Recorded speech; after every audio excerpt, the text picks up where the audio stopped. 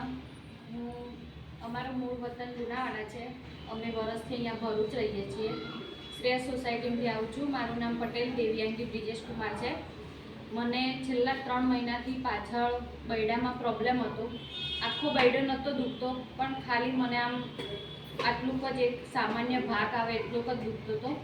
બહુ બધી જગ્યાએ અમે દવા બી કરાવી। કન્ટિન્યુ સવારમાં ગરમ પાણીની કોથળી આવે, કોથળી રાખીને જ સૂતી।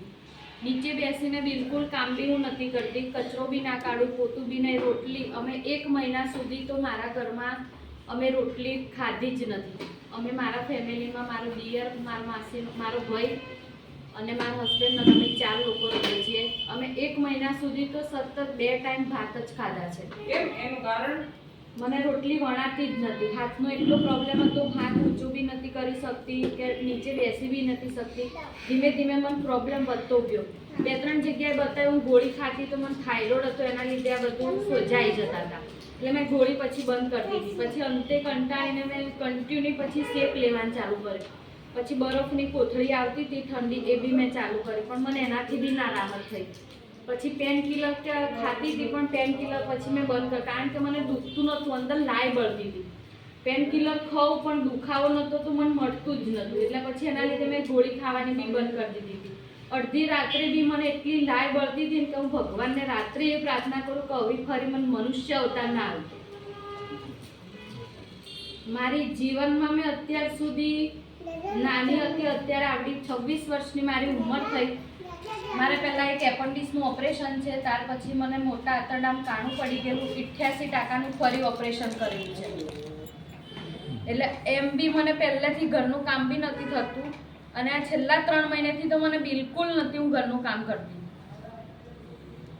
અને આ અમારા એક અહીંયા સોસાયટીમાં એક માસી આવે છે, માસી અહીંયા આવે છે એટલે એમણે મને વાત કરી કે તું અહીં અમારી જોડે ચાલ એમ।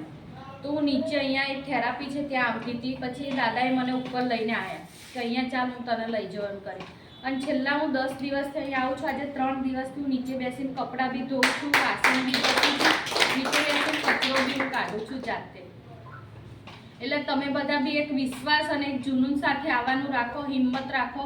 પણ જ્યારે હિંમત ક્યારે આવશે? વિશ્વાસ એક રાખવાનો કે ના ભાઈ હું ત્યાં જાઉં છું તો મને સારું થશે। પહેલાંને આ વસ્તુ સારું થયું તો મને બી થશે। તમે તો બધા હજુ મારા દાદા બા સમાન કહેવા, હું તો તમારી છોકરી જ ગણો। જો હું 26 વર્ષની થઈને મને આટલો ફરક પડી શકે તો તમને બધાને કેમ ના પડી શકે? પણ એક વિશ્વાસ સાથે આવવાનું। જો પછી કોક લઈને આવે એવી રીતના કોકના દ્વારા નહીં આવવાનું। તમારા મનમાં હોય વિશ્વાસ હોય તો જ અહીંયા એન્ટર થવાનું, બાકી વિશ્વાસ વગર નહીં થવાનું કે પેલાને એ મને લઈ જાય છે એટલે એને સારું દેખાડવા હું આવું। આ વસ્તુ નહીં કરવાની। ના ભાઈ, મને વિશ્વાસ છે, મને ત્યાં સારું થશે તો જ આવવાનું, બાકી ના આવતા। એટલે એક વિશ્વાસ સાથે આવો, બધા જોડે મળીને મૃગા બેસ્ટમાં રહીએ, કામ કરીએ, બધાનો હેલ્થ સારી રહે એવી ભગવાનને મારાથી પ્રાર્થના।